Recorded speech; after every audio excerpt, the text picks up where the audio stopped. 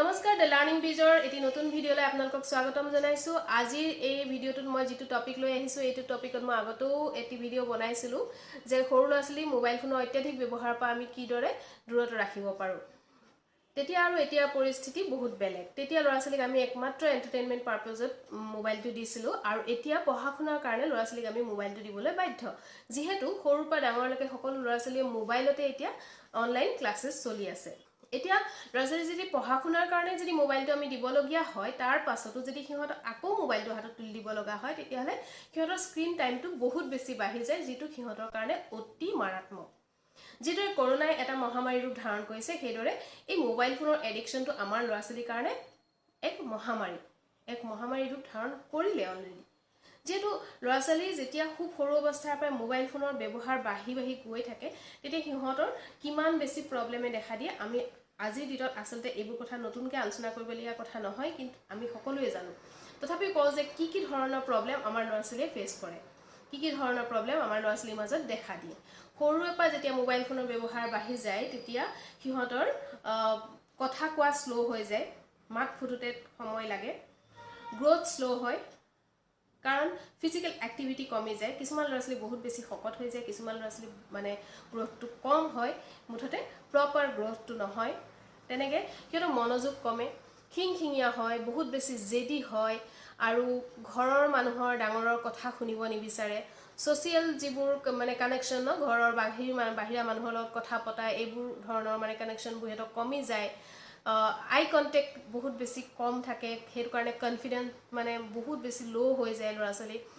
আৰু তাৰ উপৰিও হয় কি আটাইতকৈ মানে ভয় লগা কথাটো হ'ল যে ল'ৰা-ছোৱালীবোৰ খুব সৰু অৱস্থাৰ পৰাই ডিপ্ৰেশ্যনত ভুগিবলৈ লয়।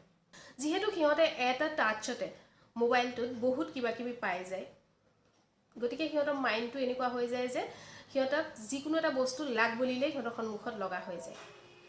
আৰু এনেকুৱা ধৰণৰ যেতিয়া চিটুৱেশ্যন আহি পৰে তেতিয়া সিহঁতৰ ভিতৰত কি হয় অলপ উগ্ৰ হৈ পৰে, জেদি হৈ পৰে আৰু এইবোৰ কণ্ট্ৰল কৰাটো পিতৃ-মাতৃৰ কাৰণে বহুত সময়ত বহুত কষ্টকৰ হৈ যায়। এতিয়া আহোঁ কিদৰে আমি ল'ৰা-ছোৱালীৰ মোবাইল ফোনৰ ব্যৱহাৰটো কমাব পাৰোঁ। যিহেতু পঢ়া-শুনাৰ কাৰণে দৰকাৰ, সেইখিনি সময় বাদ দি আমি সিহঁতক মোবাইল ফোনৰ ব্যৱহাৰটো কিদৰে কমাব পাৰোঁ আৰু তাৰ কাৰণে আমি কি কৰিব পাৰোঁ।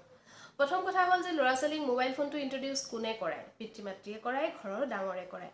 যেতিয়া আমাৰ ল'ৰা-ছোৱালী বহুত সৰু থাকে তেতিয়া সিহঁতে নিজে নিজে মোবাইলটো আমাৰ হাতৰ পৰা লৈ নলয়, আমি সিহঁতক দেখুৱাওঁ খাবৰ সময়ত, শুবৰ সময়ত, ক'ৰবাত ফুৰিবলৈ গ'লে, কাৰোবাৰ লগত কথা পাতি থাকোঁতে বা সিহঁতে যদি আমনি কৰে তেতিয়াও আমি মোবাইলটো দি পেলাই আমি সিহঁতৰ হেবিটটো বনাই দিওঁ। তাৰ পাছত আকৌ আমি যেতিয়া কণ্ট্ৰল কৰিব নোৱাৰোঁ তেতিয়া আমিয়ে মানে খং কৰোঁ যে মোবাইল বেছি ব্যৱহাৰ কৰে, মোবাইল নিদিলে নহয়, এনেকুৱা ধৰণৰ কথাবোৰ আমি কৈ থাকোঁ।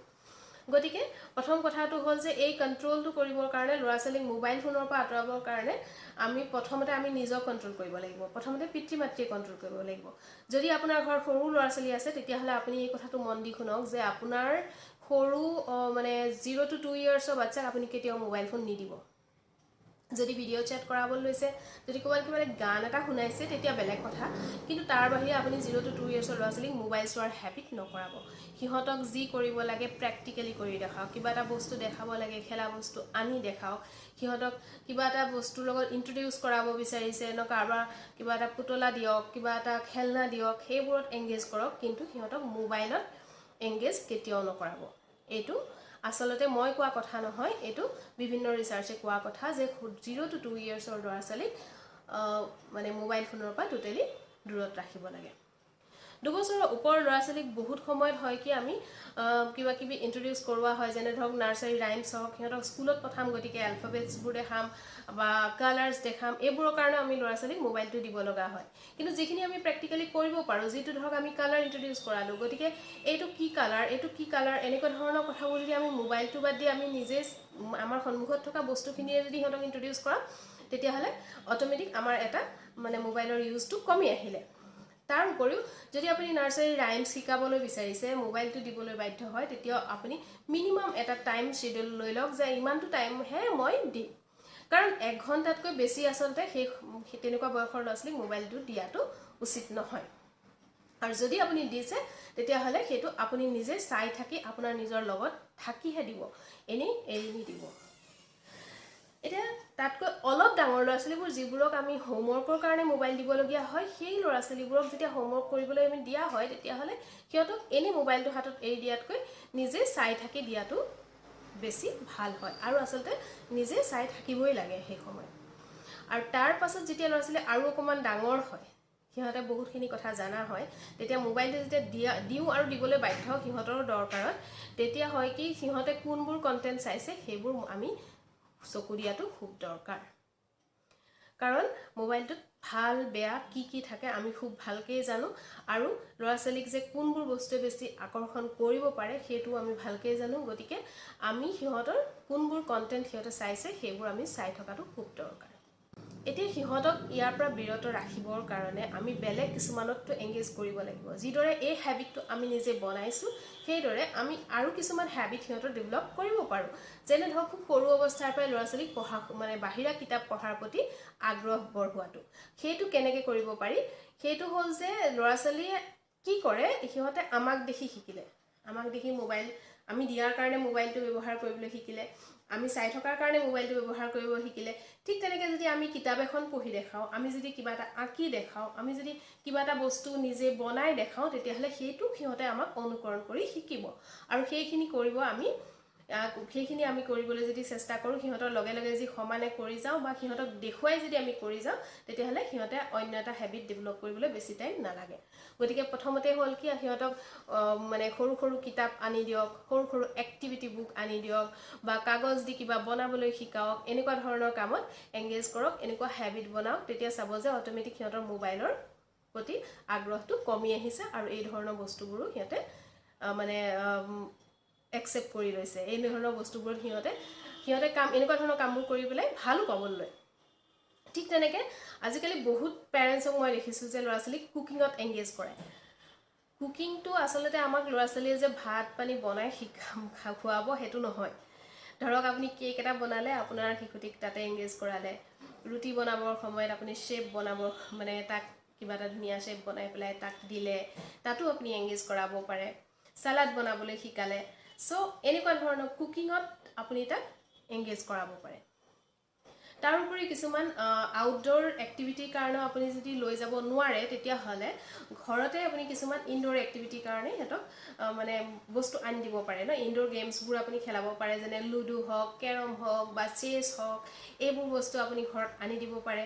আৰু সেইখিনি সিহঁতেতো অকলে কৰিব নোৱাৰে, সিহঁতক কোনোবা এজন লগত লাগিব। গতিকে সেইখিনি কাৰণে সেই গেমটো খেলিবৰ কাৰণে আপুনিয়ে হওক বা ঘৰৰ ডাঙৰ কোনোবা এজন হওক, তেওঁলোকৰ লগত থকাটো খুব দৰকাৰ। গতিকে যেতিয়া ল'ৰা ছোৱালীয়ে আমাৰ পৰা শিকে, তেতিয়াহ'লে আমিয়ে যদি ভালটো নিশিকাই যদি বেয়াটো শিকাওঁ, তেতিয়াহ'লে বেয়াটো ল'ব। যদি ভালটো শিকাওঁ তেতিয়াহ'লে ভালটো ল'ব। গতিকে সিহঁতৰ লগত যদি আমিও আমাৰ এটা ভাল হেবিট ডেভেলপ হ'ব যে আমিও আমাৰ স্ক্ৰীণ টাইমটো কমাব পাৰিম। যিহেতু পিতৃ মাতৃৰো অযথা স্ক্ৰীণ টাইম বাঢ়ি গৈ থাকে দেই। যিহেতু আজিকালি ছ'চিয়েল মিডিয়াত আমাৰ কিছুমান আমি নজনাকৈ আমি যে মোবাইলটো যে সময় পাৰ কৰোঁ, সেইটো আমাৰো অট'মেটিক সিহঁতৰ লগত লাগতে কমি আহিব। গতিকে এনেধৰণৰ কিছুমান ষ্টেপ ফ'ল' কৰি আপুনি আপোনাৰ শিশুটিৰ মোবাইল বা স্ক্ৰীণ টাইমটো আপুনি কমাব পাৰে।